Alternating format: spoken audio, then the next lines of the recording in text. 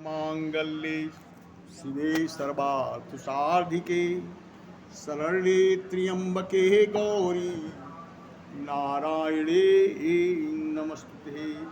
कि शरणागत परित्राणपरायणे सर्वसार्थरे देवी नारायणी नमस्तुते। या देवी सर्वभूतेषु शक्तिरूपेण संस्थिता नमस्तस्यै नमस्तस्यै नमस्तस्यै नमो नमः। नमस्तस्यै नमस्तस्यै नमस्तस्यै नमो नमः। हरि ओम हरि ओम हरि ओम। श्री कृष्ण गोविंद हरे मुरारी हे नाथ नारायण वासुदेव। कृष्ण गोविंद हरे मुरारी हे नाथ नारायण वासुदेव। हे नाथ नारायण वासुदेव। हे नाथ नारायण वासुदेव। हे नाथ नारायण वासुदेव। हे नाथ नारायण वासुदेव। श्री कृष्ण गोविंद हरे मुरारी हे नाथ नारायण वासुदेव। कृष्ण गोविंद हरे मुरारी हे नाथ नारायण वासुदेव। गोपाल मेरी ये प्रार्थना है भूलो न मैं नाम कभी तुम्हारा। गोपाल मेरी ये प्रार्थना है भूलो न मैं नाम कभी तुम्हारा। निष्काम हो के दिन रात गाऊं हे नाथ नारायण वासुदेवा। निष्काम हो के दिन रात गाऊं हे नाथ नारायण वासुदेवा। कृष्ण गोविंद हरे मुरारी हे नाथ नारायण वासुदेवा। कृष्ण गोविंद हरे मुरारी हे नाथ नारायण वासुदेवा। माता यशोदा हरि को जगावे जागो उठो मोहन नींद खोलो। माता यशोदा हरि को जगावे जागो उठो मोहन नींद खोलो। हेरा भाती तुमको पुकारे हे नाथ नारायण वासुदेवा। कृष्ण गोविंद हरे मुरारी हे नाथ नारायण वासुदेवा। कृष्ण गोविंद हरे मुरारी हे नाथ नारायण वासुदेवा। देहांत काले तुम सामने हो मुरली बजाते मन को लुभाते। देहांत काले तुम सामने हो मुरली बजाते मन को लुभाते। चरणों में तेरे शीशु झुका हे नाथ नारायण वासुदेवा। कृष्ण गोविंद हरे मुरारी हे नाथ नारायण वासुदेवा। कृष्ण गोविंद हरे मुरारी हे नाथ नारायण वासुदेवा। हे नाथ नारायण वासुदेवा। हे नाथ नारायण वासुदेवा। हे नाथ नारायण वासुदेवा। हे नाथ नारायण वासुदेवा। कृष्ण गोविंद हरे मुरारी। हे नाथ नारायण वासुदेवा कृष्ण गोविंद हरे मुरारी। हे नाथ नारायण वासुदेव। हरि ओम हरि ओम हरि ओम।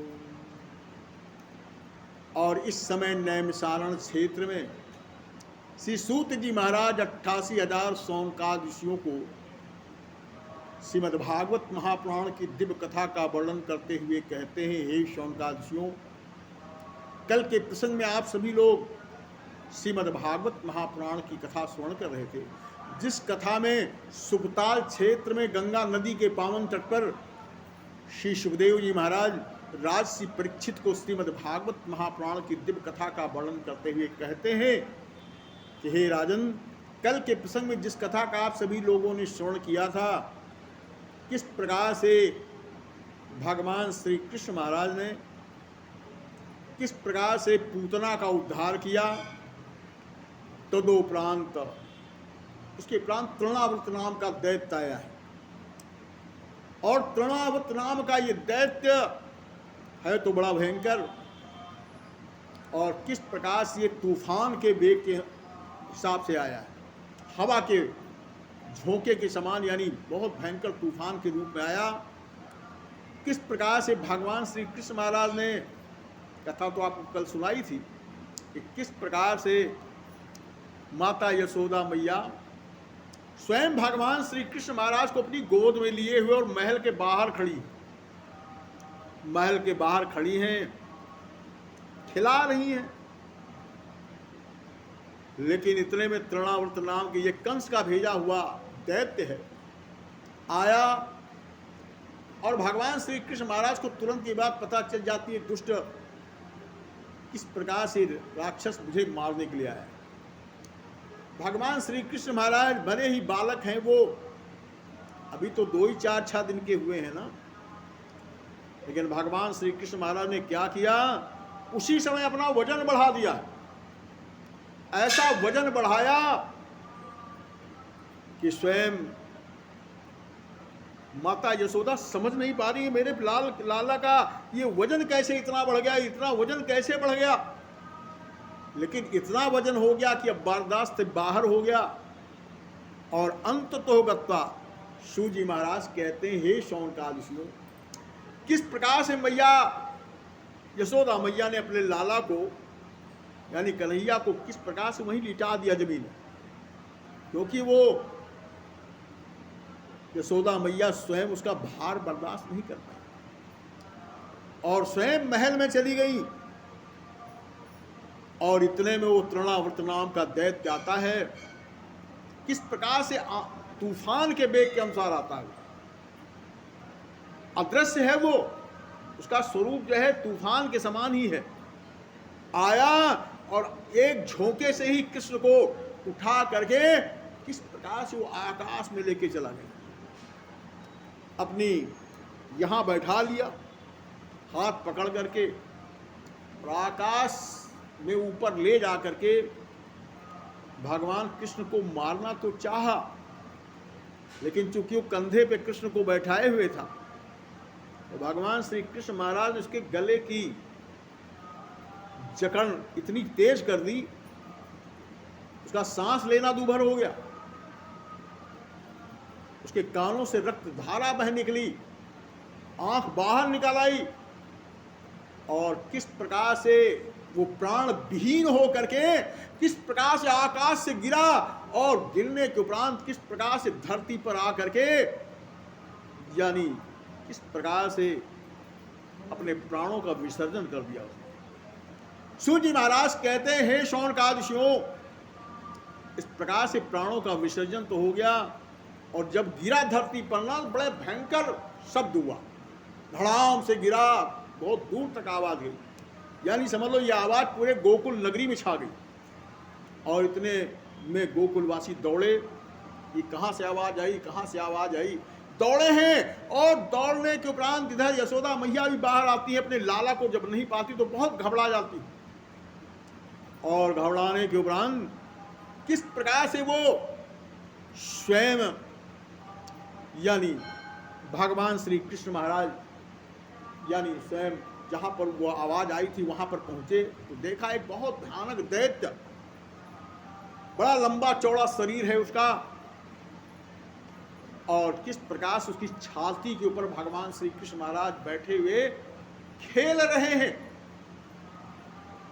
खिलखिला खिलखिला के हंस रहे हैं। इतने में गोकुल वासियों ने देखा है ये तो कन्हैया को उठा के ले गया। यशोदा मैया भी दौड़े, हाय मेरा लाला कहाँ गया, मेरा लाला कहाँ गया, मेरा लाला कहाँ गया। इस प्रकार से वो भी किस प्रकार से रुदन करने लगी हैं।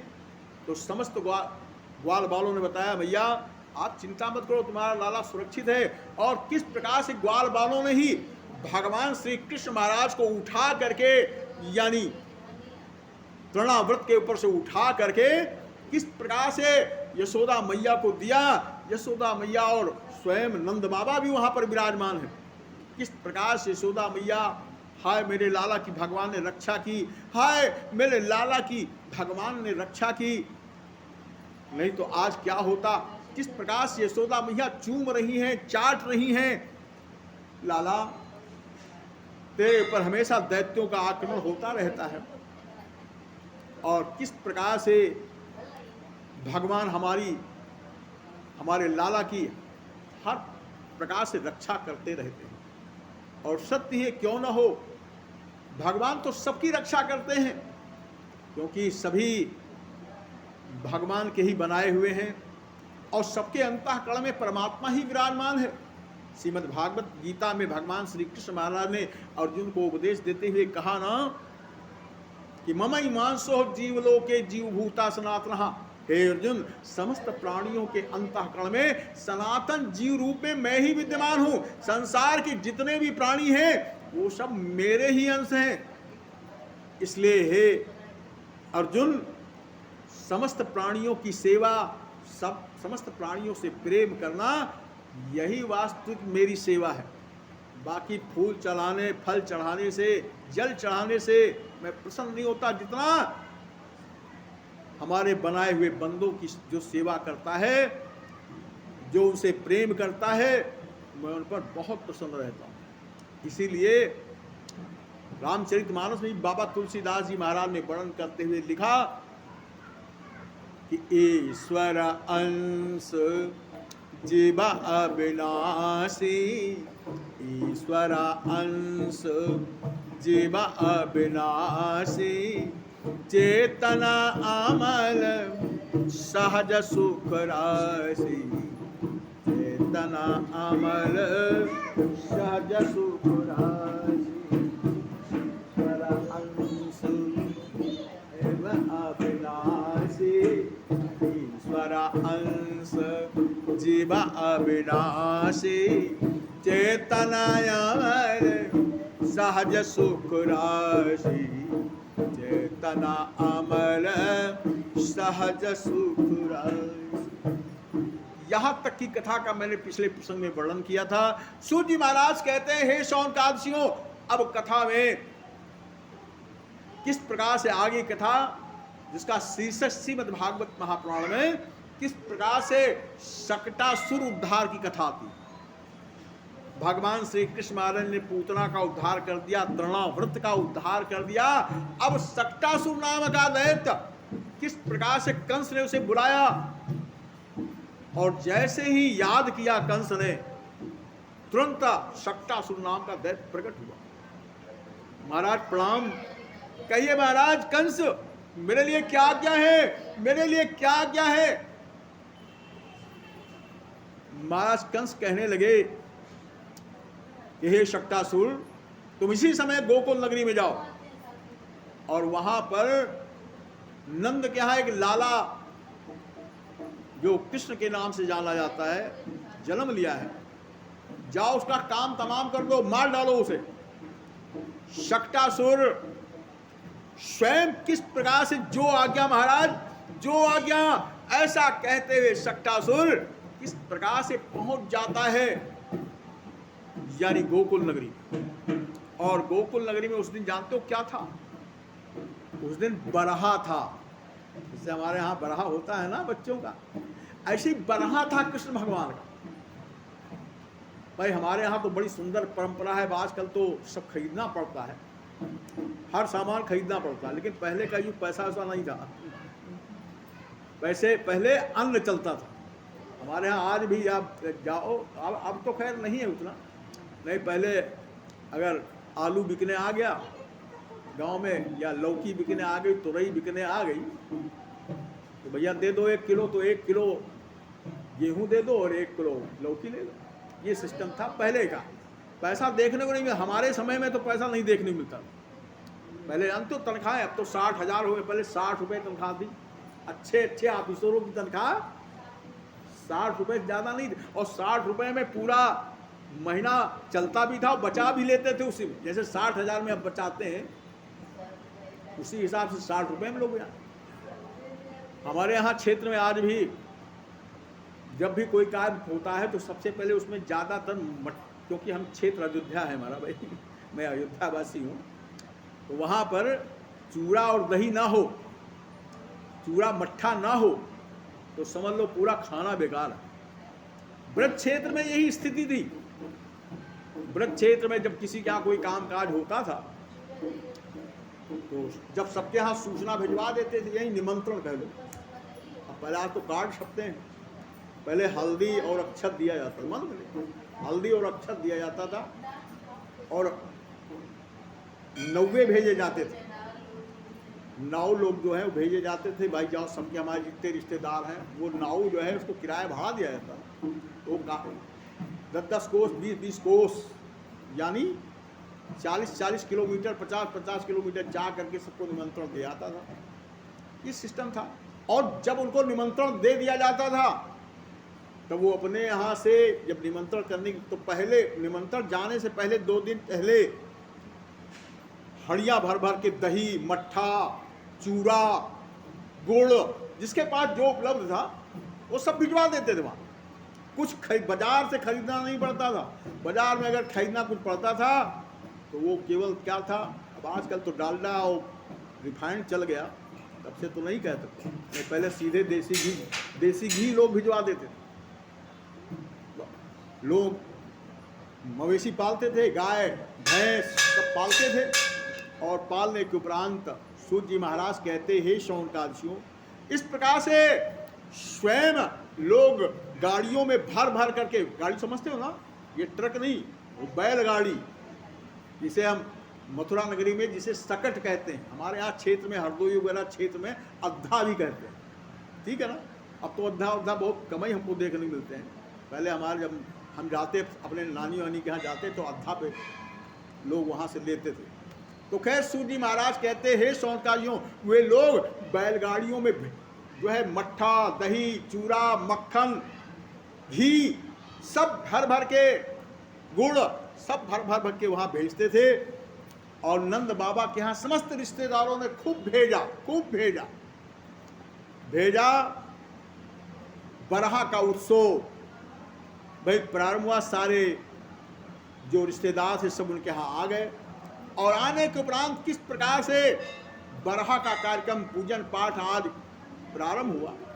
और जानते हो इनका पूजन पाठ कहाँ प्रारंभ हुआ, यानी बरहा का जो वो हुआ, क्योंकि नंद बाबा ये बात छिपाना चाहते थे, क्योंकि नामांकन संस्कार भी उस दिन होना था, तो नंद बाबा ये बात छिपाना, कोई जान न पाए कि हमारे यहाँ कृष्ण हैं, इसलिए उनके घर में एक गौशाला थी, और गौशाला में उन गौओं और बछड़ों के बीच में बैठ करके किस प्रकार से सारा पूजन पाठ, नामांकन संस्कार आज सब किए गए, लेकिन खाने पीने की व्यवस्था सूत जी महाराज कहते हैं उन्हीं बैलगाड़ियों के ऊपर, दरवाजे पर, महल के द्वार पर किस प्रकार से स्वयं बैलगाड़ियाँ खड़ी हैं, उनमें दूध, दही, घी, मट्ठा, गुड़, चूड़ा सब कुछ लगा हुआ है। लेकिन इतने में वो शक्टासुर नाम का जो दैत्य है ना, किस प्रकार से आता है और आने के उपरांत सूत जी महाराज कहते हैं शौनकादशियों आ करके उसी बैलगाड़ी में सवार हो गए। दैत्य है, राक्षस है, वो अदृश्य रूप में है।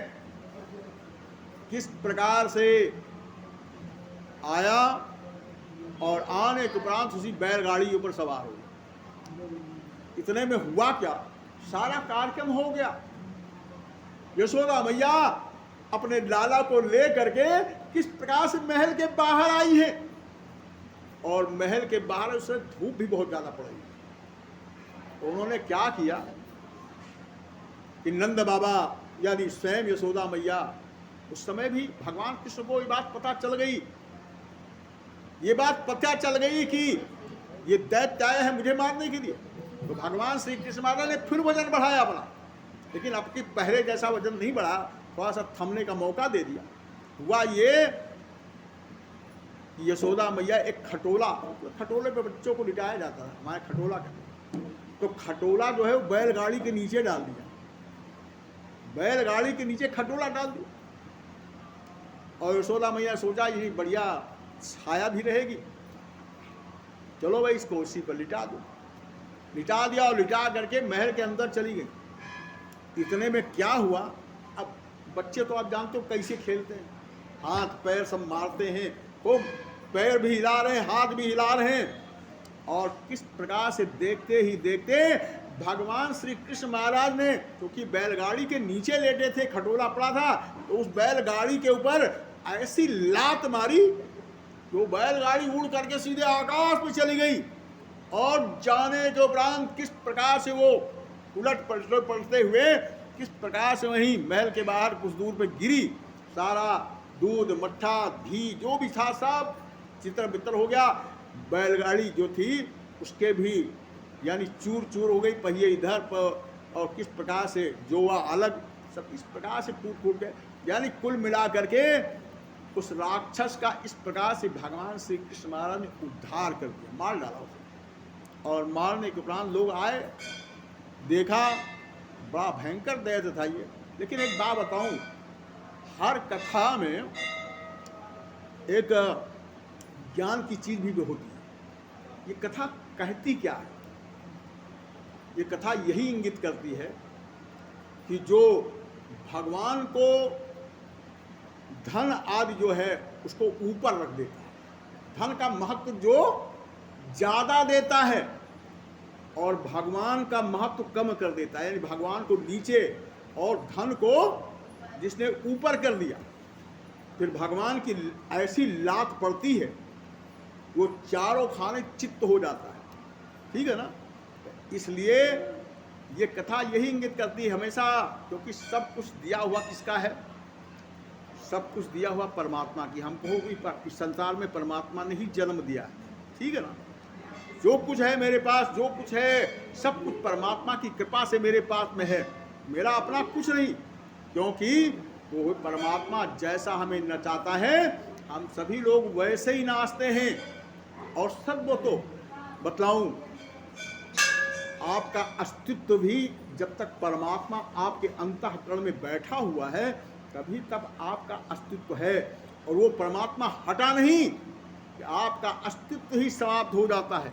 सूत जी महाराज कहते हैं शौनकादशियों, इसीलिए तो बाबा तुलसीदास जी महाराज ने रामचरितमानस में वर्णन करते हुए लिखा ना कि उमा दायरे जो दिशा की नाई, उमा दायरे जो दिशा की नाई, सब है नचावत राम गोसाई, सब है नचावत राम गोसाई, वही है वही सो रमर चिराखा, वही है